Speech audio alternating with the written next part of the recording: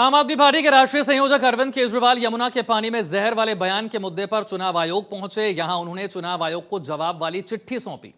अरविंद केजरीवाल ने मुख्य चुनाव आयुक्त राजीव कुमार को लिखी चिट्ठी में कहा है कि मेरी एकमात्र चिंता दिल्ली के लोगों का स्वास्थ्य और सुरक्षा है। मैं लोकतांत्रिक सिद्धांतों की रक्षा के लिए लड़ूंगा। बीजेपी के इशारे पर आप मुझ पर जो भी दंड लगाना चाहते हैं, मैं उसका खुले दिल से स्वागत करता हूं। इसी पर देखिए रिपोर्ट।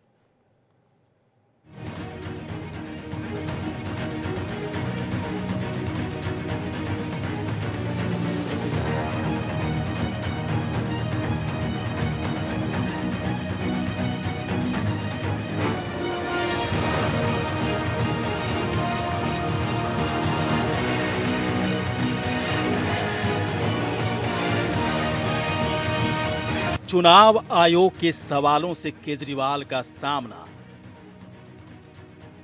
केजरीवाल का जवाब, कितना संतुष्ट चुनाव आयोग। सियासत पानी पानी, दिल्ली की यही कहानी। सियासी निशाना, किसने मैली की यमुना। आप संयोजक अरविंद केजरीवाल ने शुक्रवार को चुनाव आयोग का दौरा किया और दावा किया कि अगर आपने विरोध नहीं किया होता तो 1 करोड़ दिल्ली वासी पानी से वंचित रह जाते। उन्होंने पक्षपात का आरोप लगाते हुए कहा कि चुनाव आयोग हरियाणा के सीएम नायब सैनी के खिलाफ कार्रवाई करने के बजाय उन्हें निशाना बना रहा है। उन्होंने चुनाव आयोग को लिखित जवाब भेजा, जिसमें मांग की गई है कि जहरीली यमुना मुद्दे को लेकर नायब सिंह सैनी के खिलाफ आपराधिक मामला दर्ज किया जाए। केजरीवाल ने दावा किया कि हरियाणा से दिल्ली को आपूर्ति किए जा रहे कच्चे पानी में अमोनिया संदूषण का लेवल खतरनाक रूप से अधिक है। आप संयोजक अरविंद केजरीवाल ने कहा, अगर हमने विरोध नहीं किया होता और हंगामा नहीं किया होता तो दिल्ली के 1 करोड़ लोगों को पानी मिलना बंद हो गया होता। चुनाव आयोग ने मुझे नोटिस भेजकर पूछा है कि कोई कार्रवाई क्यों नहीं की गई। मैंने दिल्ली को जल संकट से बचाया है और मुझे सजा की धमकी दी जा रही है। नायब सैनी पर एफआईआर दर्ज करने और कार्रवाई करने के बजाय चुनाव आयोग मेरे पीछे पड़ा है। अब खतरनाक बात यह है, ये आतिशी जी ने, भगवंत मान साहब ने चिट्ठी लिखी चीफ इलेक्शन कमिश्नर को कि ये किया जा रहा है, आप हरियाणा को कहिए कि पानी में अमोनिया ना छोड़े। इलेक्शन कमीशन ने कोई संज्ञान नहीं लिया उसका। ये मिल के आए, इलेक्शन कमीशन ने उस पर कोई ऑर्डर पास नहीं किया हरियाणा सीएम को कि भाई आप पानी ठीक छोड़िए। मेरे को नोटिस दे दिया चीफ इलेक्शन कमिश्नर ने, आपके खिलाफ आवाज उठाने के लिए क्यों ना कार्रवाई की जाए। मैंने दिल्ली के अंदर एक बहुत बड़ा वाटर क्राइसिस होने से बचाया। मैंने शोर किया, हमारे शोर करने से, संघर्ष करने से आज दिल्ली के लोगों को साफ पानी मिलने लगा है और पूरा पानी मिलने लगा है।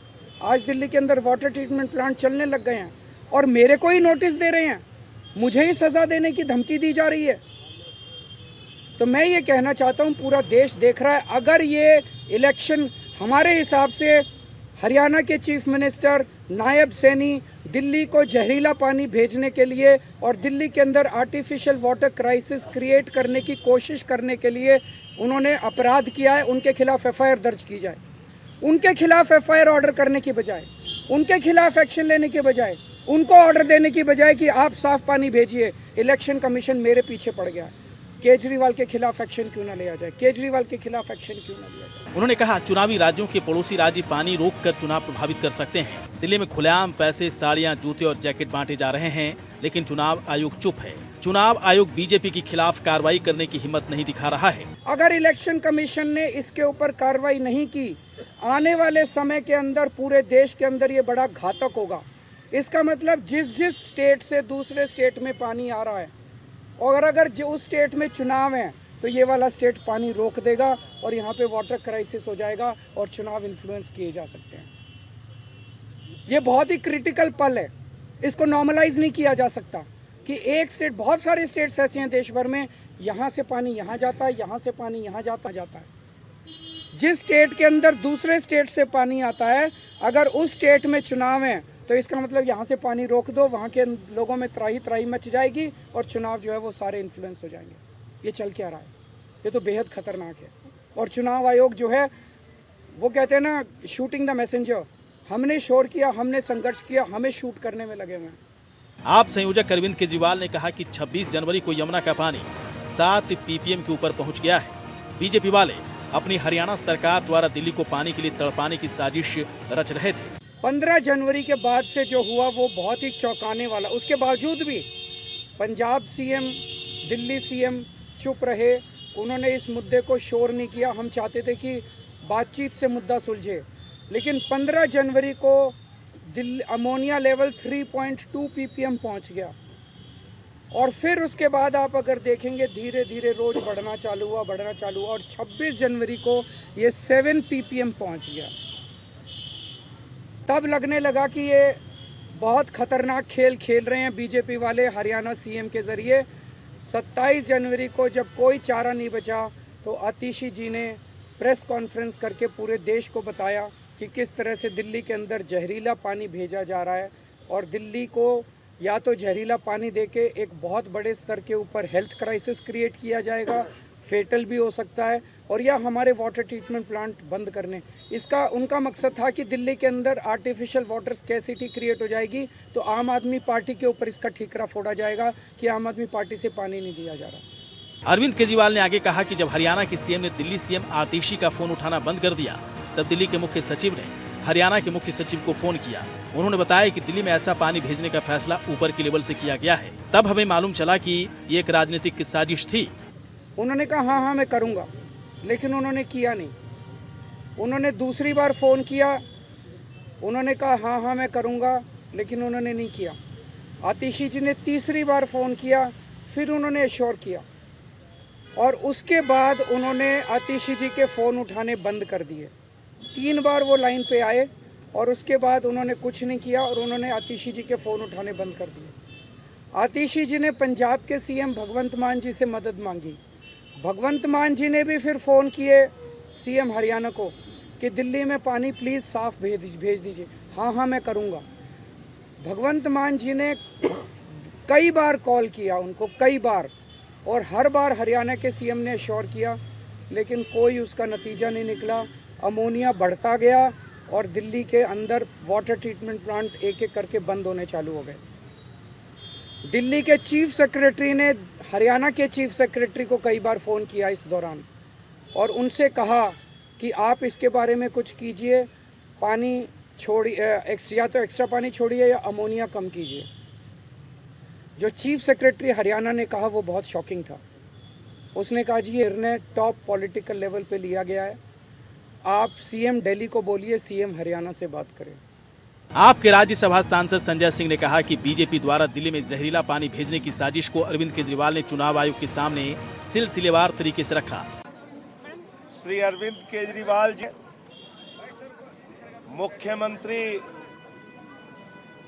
दिल्ली और मुख्यमंत्री पंजाब के साथ चुनाव आयोग से मुलाकात की। हम लोग चुनाव आयोग के साथ उस मुलाकात में थे।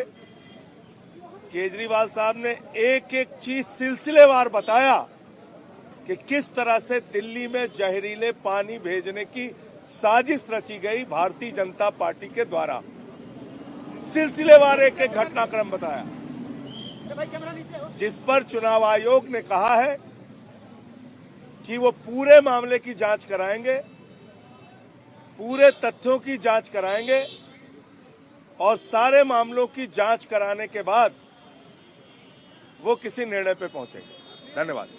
दिल्ली से बीजेपी सांसद कमलजीत शेरावत ने कहा कि जब सत्य के लिए कोई स्थान नहीं होता तो लोग झूठ बोलना शुरू कर देते हैं। ये दिल्ली चुनाव में देखने को मिल रहा है।